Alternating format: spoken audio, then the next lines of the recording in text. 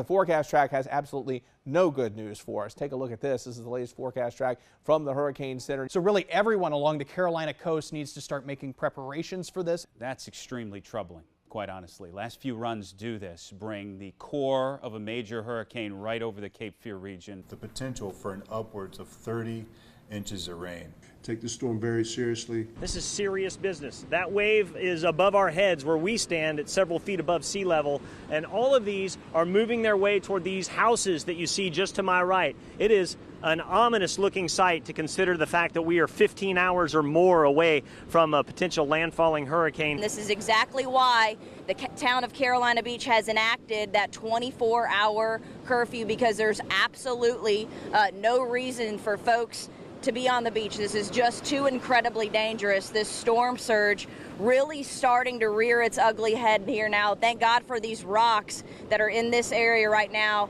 This is why they've been put into place. But I just want to turn your attention to the seas. I mean, Kristen, if we can pan out there, this is an incredible situation here, 10 to 15 foot seas. An hour ago, I was standing on this walkway here as I made my way down into the storm surge, into that surf. It is completely gone. So the police have come by here just a minute ago and shut it down. We are at Carolina Beach Avenue and Sailfish. So you can see that storm surge that we've been talking about as we've been leading up to our storm coverage here. It has fallen victim from Hurricane Florence. North Topsail Beach, let's take a look at some of the storm surge there hitting the homes in that Onslow County community. Look at it just pouring right in from the water. Eric is telling us earlier that some nearby communities near North Topsail have seen Jacksonville area wind gusts upwards of 50 miles an hour. All right, Gannon, you know, you keep talking about this eye wall that's coming through. I think I'm in the middle of it right now. It is crazy in downtown Wilmington right now, obviously blowing from this side. You know, by the times it looks like the 4th of July here. Transformers are blowing all over the downtown area of Wilmington right now. We've lost power here at the Hotel Ballast where we're staying. But, you know, we have joined you pretty much hour by hour since we came on air here this morning. And it has significantly got worse. You talk about these gusts going 80, 90, 100 miles an hour. At times when they blow through here, we're watching them literally move people. That is how strong these winds are coming. Heavy wind, heavy rains. I feel pretty comfortable where we're standing now just because of the fact that there isn't a lot of stuff above us. Now, woo! There you go, you see that? Just take a look right here. These trees and this power line really starting to have an impact. I don't know if you can get that or not. And again, stay safe. Wind speeds here probably, I would guess, we're getting some gusts at 90 where I'm standing now. We're just behind the building. And again, conditions deteriorating relatively quickly. We'll just take a gander. I know a lot of people know this location behind here. That's the Carolina Beach Boardwalk, a very popular tourist destination. And you may or may not be able to see any of this. I don't know. You guys can tell me. With wind speeds in excess now, easily. Woo! Here we go. Yeah, Colin, be careful out there, buddy. Pretty bizarre, surreal experience to be outside in a storm like this. We'll move this way for me, bud. Colin, There's just have you... a lamp right above your head. Take a look at this. So just starting to see a little bit of the damage on, you know, less anchored positions. You know, safety first, so we're trying to make sure that we don't do anything too cavalier to bring you guys the story from out here. Well, Colin, I know the Marriott is somewhat close to what the boardwalk. I know you were talking about the boardwalk a little bit earlier. Yeah. And I know maybe you haven't had a chance to go check out the ocean at all, but were you able to see it from your room? Are you ocean side? Or? Yeah, we can see it. Ooh, oh gosh, Colin. Yeah. We just lost our life. That was crazy, wasn't it? You're not, we saw a gust there probably.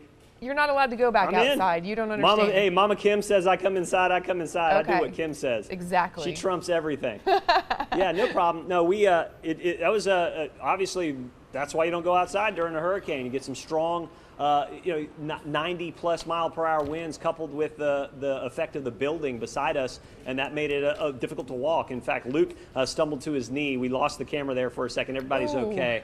But our pride is all that's hurt. We're indoors. I ain't got no problem with that. We've got that south wind, but we've also got a strong current coming through here. So coupled, the two of them mixed together, I am having a hard time standing on my feet.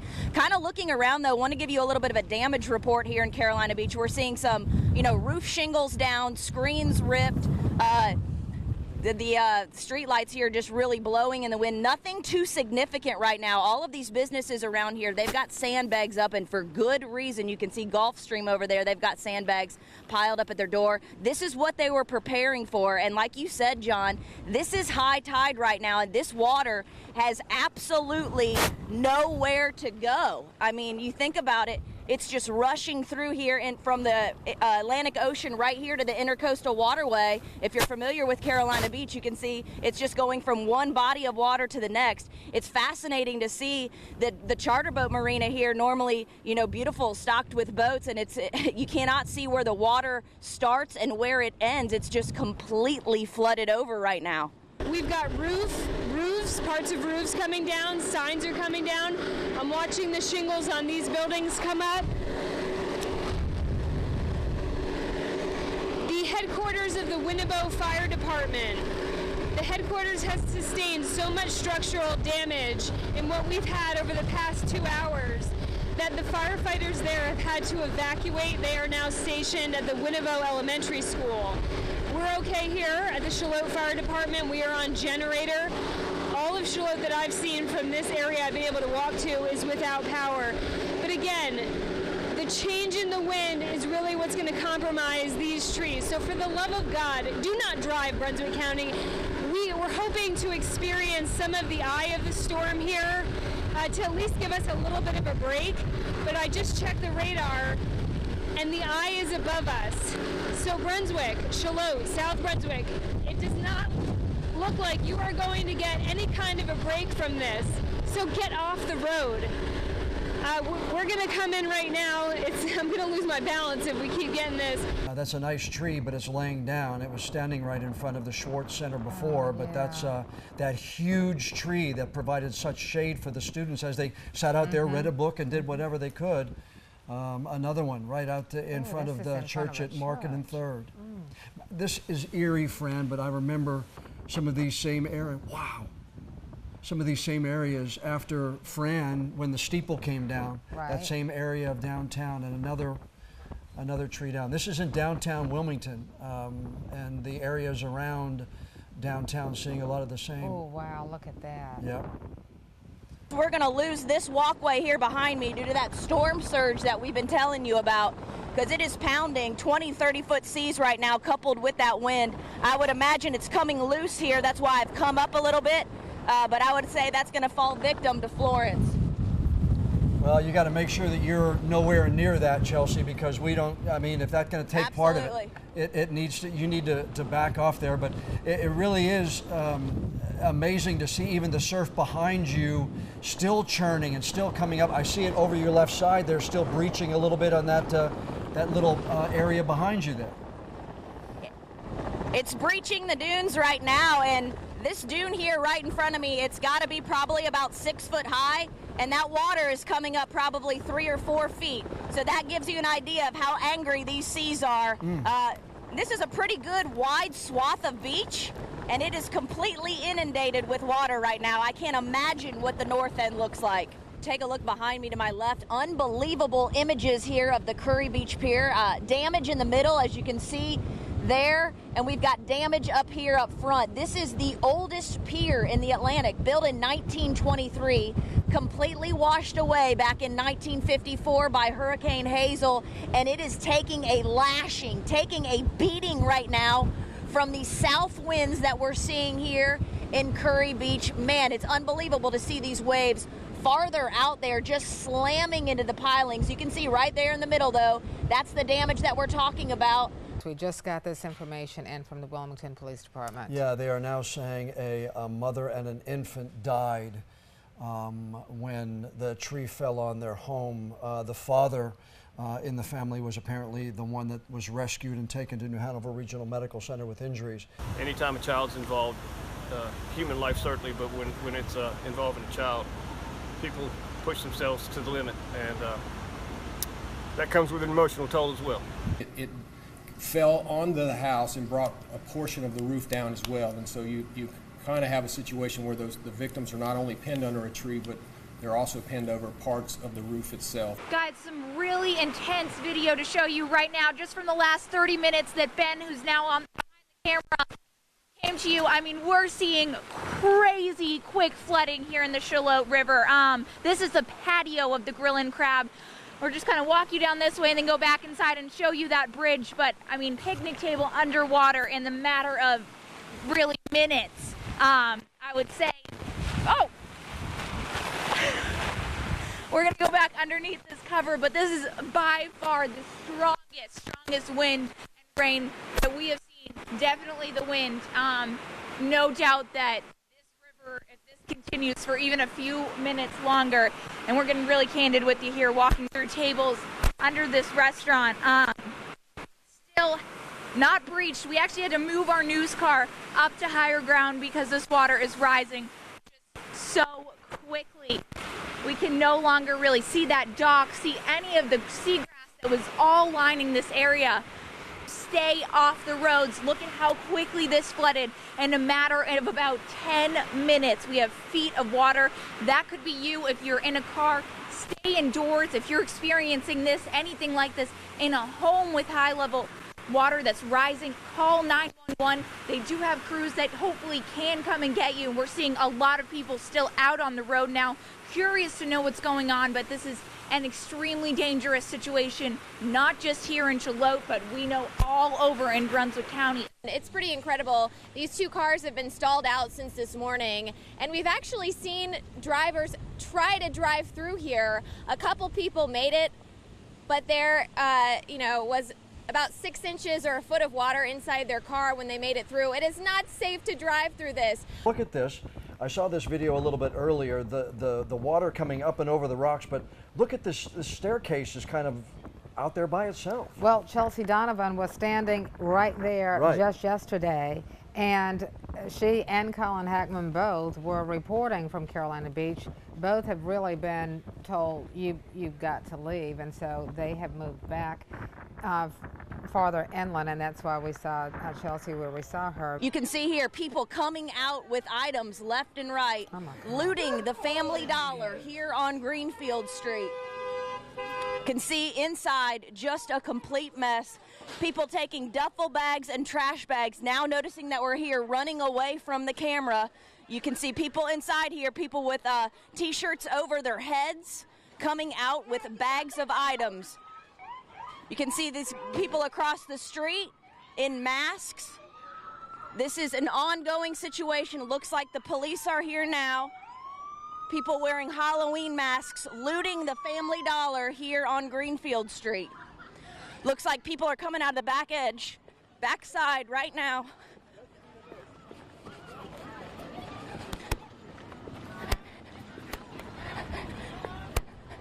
All right, they're coming out of the backside of the store here.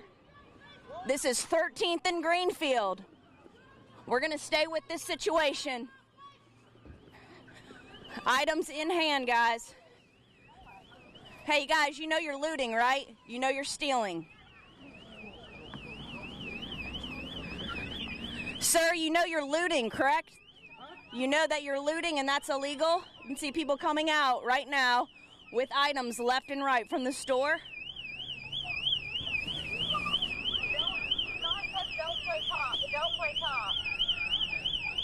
There is a confirmed tornado. There is a confirmed tornado on the ground located near Silver Lake.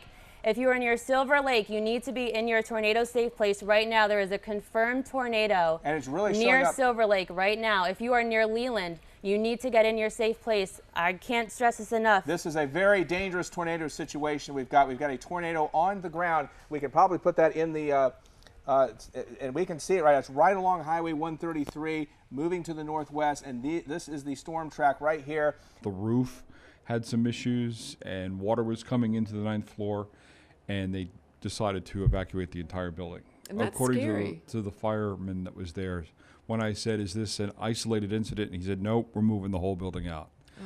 Look at this limb came right through the roof and landed onto the bed. And if you're just missing that story, Kathy Auletti, at her house near Murrayville, her granddaughter was asleep in the bed. Kathy heard a loud noise. She ran into the bedroom and yelled for her granddaughter to move. Seconds later, that limb came through the roof and onto the bed. That area of Sanford Dam came down, and if you're watching the footage, I mean, it looks like Niagara Falls. And obviously the big question people want to know is, well, where is it all going?